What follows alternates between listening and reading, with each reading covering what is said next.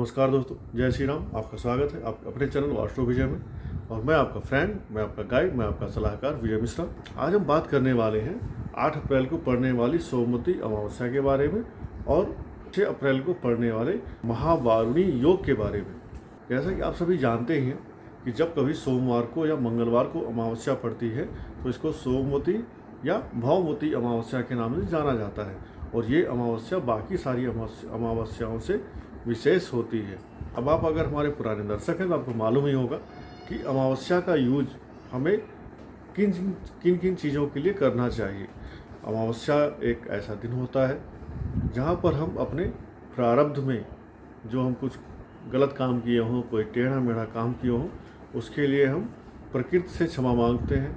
हमारे पितृदोष अगर कोई है कुंडली में तो उसके लिए हम कुछ पूजा पाठ करते हैं, दान पुण्य करते हैं। अपने पूर्वजों की कृपा पाने के लिए कुछ ऐसे कर्म हमारे प्रारब्ध में होते हैं, कुछ कुंडली में दोष होते हैं जिनकी वजह से कई बार हमारे पास पितृदोष हो जाता है या श्रापित दोष हो जाता है या पिशाच दोष हो जाता है या फिर आपकी कुंडली में काल सर्प दोष होता है तब भी। तो इन सब चीज़ों का उपाय करने के लिए अमावस्या एक विशेष दिन होता है जिस दिन आप गंगा स्नान कर सकते हैं, जिस दिन आप गंगा स्नान के साथ साथ शिव जी का रुद्राभिषेक कर सकते हैं, शिव जी की कोई विशेष पूजा कर सकते हैं, शिव जी को दूध, दही, घी, शहद, चीनी से अभिषेक कर सकते हैं और कच्चा दूध और काला तिल मिलाकर के शिव जी को चढ़ा सकते हैं। और अगर लगातार 5 अमावस्या पर गंगा स्नान किया जाए तो आपके पितृदोषों से आपके जीवन में काफ़ी हद तक राहत मिलती है। और अगर यही हम लगातार 7 या 9 अमावस्या गंगा स्नान कर लें तो हमारे पितृदोष से हम फ्री हो जाते हैं। लेकिन ये एक ऐसा चीज़ है जो हमें आजीवन हर साल कम से कम 5 से 7 अमावस्या करते रहना चाहिए, जिससे कि हर साल हमारे ऊपर से जो निगेटिव एनर्जीज हैं, जो अमावस्या का या श्रापित दोष का या पिशाच दोष का या फिर काल सर्प दोष का जो इशू है, जो असर है, वो हमसे दूर होता रहे। गंगा जी में जाकर के हम उसको धोते रहें। अब 8 तारीख को सूर्य ग्रहण भी है। हालांकि ये सूर्य ग्रहण रात में लगेगा और हमको इंडिया में दिखाई भी नहीं पड़ेगा। तो सूर्य ग्रहण की बात मैं क्यों कर रहा हूँ? क्योंकि सूर्य ग्रहण जो होता है या चंद्र ग्रहण जो होता है, जो सूर्य ग्रहण होता है या जो चंद्र ग्रहण होता है, ये एक विशेष दिन होता है पूजा, मंत्र सिद्धि करने का, जप तप, दान आदि करने का एक विशेष अवसर होता है। तो 8 अप्रैल को सोमवार को पड़ने वाली सोमवती अमावस्या को आप सब गंगा स्नान करने जाएं। कोई दान पुण्य, पूजा पाठ जो भी कर सकते हैं घर में करें, और कुछ नहीं कर सकते हैं तो घर में बैठ करके ओम नमो भगवते वासुदेवाय, ओम नमो भगवते वासुदेवाय या ओम नमः शिवाय, ओम नमः शिवाय, इस मंत्र का जप ही करें। और जो लोग गंगा स्नान करने नहीं जा सकते हैं किसी भी वजह से, क्योंकि हमारे बहुत सारे दर्शक हैं जो ऑस्ट्रेलिया, कनाडा, यूरोप, अमेरिका से भी हमें देख रहे हैं, दुबई से भी हमको देख रहे हैं, तो वहाँ पर तो गंगा जी है नहीं। तो आप क्या करें, अपने नहाने के पानी में गंगा जल डालें और गंगा जल पानी में डाल करके नहाते हुए हर हर गंगे ऐसा बोलते हुए नहाएं। और जब गंगा जल से नहाएं तो उसके बाद फिर साबुन लगाएं। मीन्स जब आप साबुन लगा लें, फेस वॉश लगा लें, शैम्पू लगा लें, उसके बाद अपने नहाने के पानी में गंगा जल डाल करके नहा लें। क्योंकि गंगा जल से नहाने के बाद फिर आपको साबुन नहीं लगाना चाहिए। और मन में कल्पना कीजिए कि मैं गंगा जी के घाट पर खड़ा हूँ और गंगा जी से स्नान कर रहा हूँ। ये तो हुई 8 अप्रैल को पड़ने वाली सोमवती अमावस्या और सूर्य ग्रहण के संबंधित बातें। अब बात मुख्य आती है 6 अप्रैल की। 6 अप्रैल को पड़ रहा है महावारुणी योग। अब आप पूछेंगे कि ये महावारुणी योग क्या चीज़ है? तो जब चैत्र कृष्ण पक्ष की त्रयोदशी तिथि को सतविषा नक्षत्र पड़ता है, कब?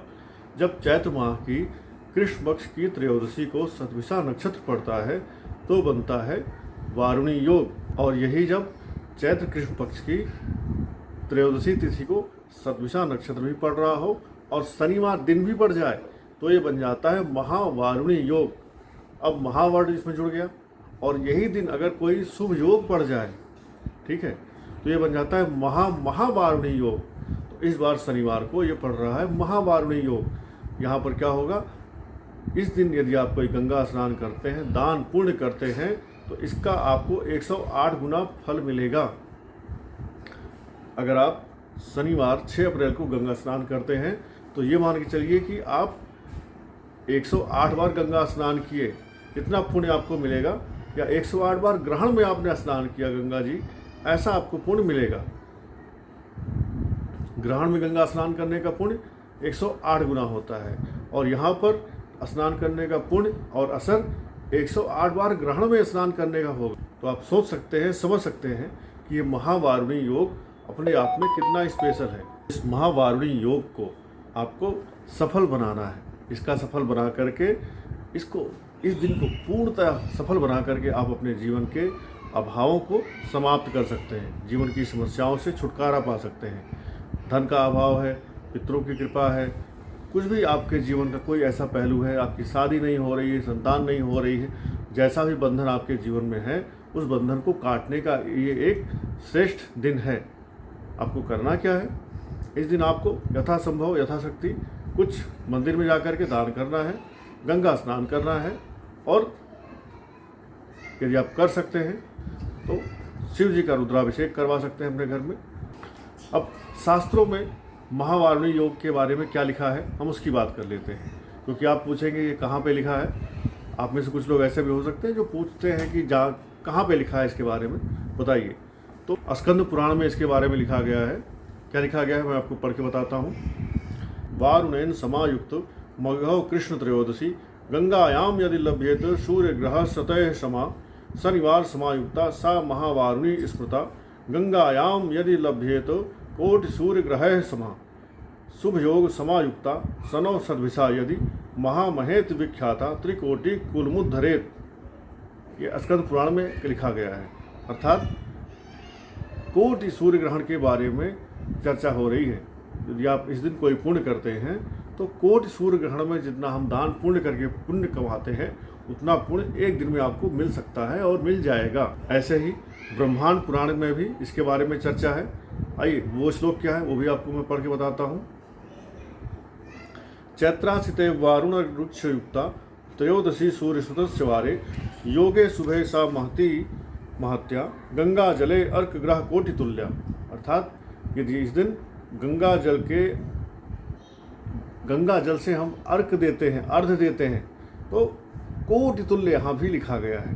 तो इस दिन जो भी आप कोई काम करते हैं उसका करोड़ों गुना फल आपको मिलने वाला है। अब मर्जी आपकी है, तय आपको करना है कि इस दिन भी आपको घर में बैठ करके टीवी देखना है, समोसे खाने हैं, या वीकेंड बनाना है, या अपने जीवन के, अपने प्रारब्ध के, अपने पूर्वजों के किए गए कुछ कर्मों से जिनसे आप परेशान हो रहे हैं, उनसे मुक्त होने के लिए आपको हरिद्वार, बनारस, किसी तीर्थ स्थान पे जाना है जहाँ पे गंगा जी स्नान करने के लिए सुलभ है। इस बार ये जो महावारुणी योग बन रहा है ये सुबह 10:20 से दोपहर 3:40 तक रहेगा। तो गंगा जी के स्नान करने का जो विशेष समय होगा 10:20 से 3:40 का होगा दिन में। और इस महावारुणी पर्व का जो स्नान का खास महात्म्य है ये सूर्यास्त के पहले है।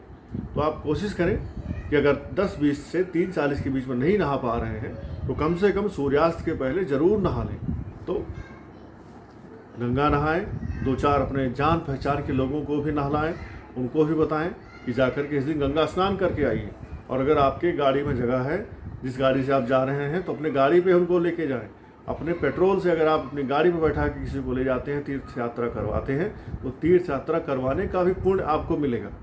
इसलिए पुण्य कमाएं, पुण्य कमवाएं, अपने जीवन को सफल बनाएं और इस जीवन मरण के चक्र से मुक्त होकर अपने इस जन्म को सफल बनाएं। धन्यवाद। जय श्री राम, हर हर महादेव। आई होप आप हमारे साथ ऐसे जुड़े रहेंगे, आपका प्यार हमें मिलता रहेगा।